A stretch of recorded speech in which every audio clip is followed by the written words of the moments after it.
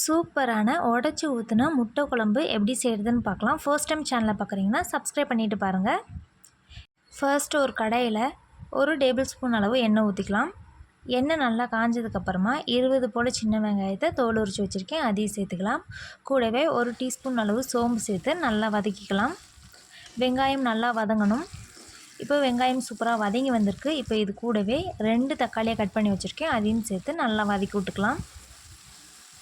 இப்போது தக்காளி நல்லா வதங்கி வந்துருச்சு. இப்போ இது கூடவே 1 டேபிள் ஸ்பூன் அளவுக்கு நம்ம வீட்டில் அரைச்ச குழம்பு மிளகாய்த்தூள் சேர்த்துக்கலாம்.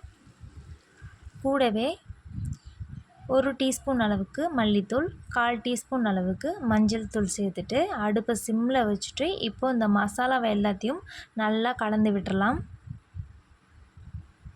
மசாலாலாம் வதங்கினதுக்கப்புறமா ஸ்டவ்வை ஆஃப் பண்ணிவிட்டு 2 டேபிள் ஸ்பூன் அளவுக்கு தேங்காய் சேர்த்துக்கலாம். தேங்காய் சேர்த்துட்டு நல்லா ஆற வச்சுட்டு ஒரு மிக்ஸி ஜாரில் மாற்றிட்டு நல்லா ஃபைன் பேஸ்ட்டாக அரைச்சி எடுத்துக்கலாம்.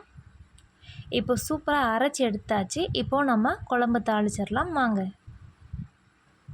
அதே பேனில் கொஞ்சமாக எண்ணெய், கூடவே 1/4 டீஸ்பூன் அளவு சோம்பு, 2 கிராம்பு, 2 துண்டு பட்டை, ஒரு பிரியாணி இலை, கூடவே ஒரு கொத்து கருவேப்பிலை சேர்த்து தாளித்து விட்டுக்கலாம்.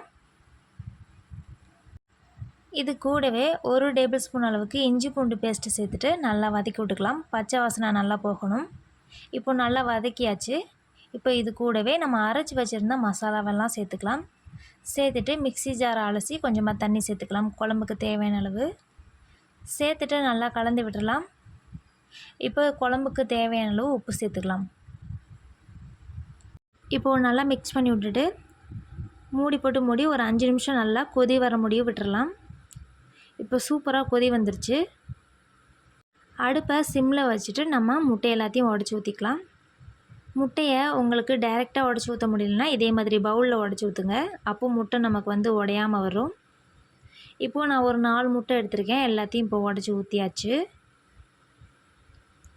அடுப்பை சிம்மில் வச்சு மூடி போட்டு மூடி ஒரு 10 நிமிஷம் மட்டும் வேக விடுங்க.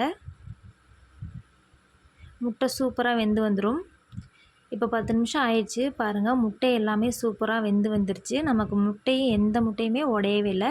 தனித்தனியாக எடுத்தாலும் அது வாட்டுக்கு நல்லா வந்துடும். சூப்பராக வந்துருச்சு. அவ்வளோதான், நம்மளோட முட்டை குழம்பு ரெடி ஆகிடுச்சு. கண்டிப்பாக ட்ரை பண்ணுங்கள். வீடியோ பிடிச்சிருந்தால் லைக்ஸாக சப்ஸ்கிரைப் பண்ணிக்கோங்க.